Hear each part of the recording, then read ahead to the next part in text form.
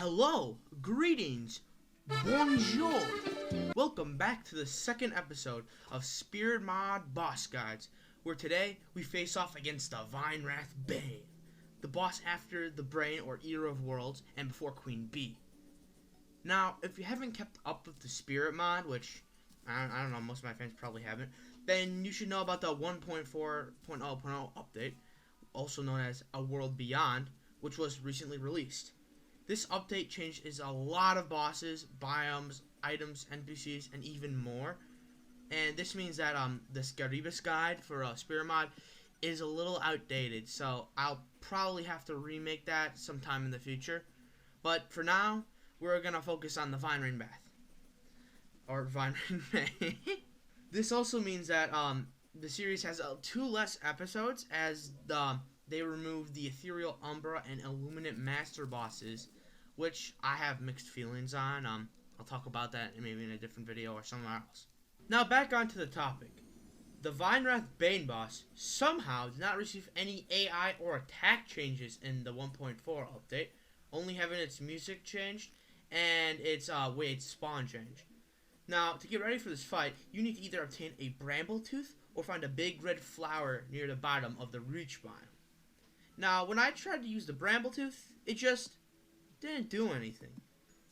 Bruh, come on. I don't know if this is some sort of bug or whatever, but thankfully the flower does work. Now, Vinewrath Bane has a couple of attacks that, when paired together, can pack quite the punch. One of them is a spiky ball similar to Plantera that gets shot out occasionally, and when paired with the Sharp Leaves projectile, can be a bit difficult to dodge. At around 50% of its health, it starts to spawn solar flowers that shoot lasers at you. And while they only do about 1 to 2, maybe 3 or 4 damage, it slows you down to like speed 0, and this can catch you off guard, and it can catch up to you. Now, when I fought against Vinewrath Bane, I noticed that these flowers actually started to spawn like immediately in after you summon it, which I don't know if it's a bug or anything either, but hopefully it's fixed in the future. At 25% of its health, it replaces its Sharp Leaves with red leaves that are thrown more often, and then the bar starts to glow red, almost as if it's trying to use its last part of its power to take you down.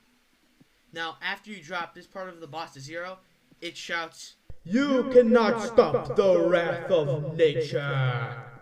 and starts to go freaking sicko mode on you. Basically, it turns into the Vinewrath Husk, a weaker, grosser looking version of the Bane. It starts to move faster, seizes all of the projectiles, except for the spiky balls, and starts to throw bones at you, which is like kind of gross, as it's risking its like entire life to throw it's just throwing its own bones at you. Ew. Anyways, at 40%, it shouts, "The bramble shall consume you!" and goes even faster, now just spawning spores which shoot out homing green balls of light. Now this might seem like a very complex boss fight, but a lot of its attacks can be easily avoided, such as dodging through the leaves and spiky balls, or just staying farther away in its second phase. For my accessories, I use the climbing claws to climb up to reach the surface of the Reach more easily, the Shield of Cthulhu to dodge some of the combination attacks, the Spectre Boots to run faster and hover over / past the boss, a Band of Regeneration for better regen, and a Cloud in a Bottle for a double jump. I also had the Crimson Armor on, giving me a total defense of 19 and increasing my life regen even further, and it also increases weapon damage by 6%. For weapons, I use the Eye Shot, a drop from the Eye of Cthulhu, with a Sanguine Strike glyph put on it, as a bow not only turned arrows into eye arrows that bounced around twice, but also to cast Crimson Bleed onto it and have a small chance of activating a lifesteal. I also used a weapon from a mini-boss during the Blood Moon, called the Occultist Swarm, to deal with the solar flowers, as wherever the mouse cursor is, it summons little blood zombies there, which destroy the flowers a lot faster. For my potions, I just used what I had last time, aka a Regen, Iron Skin, and Swiftness. And now that we have an idea of how this fight is going, let's put it to the test.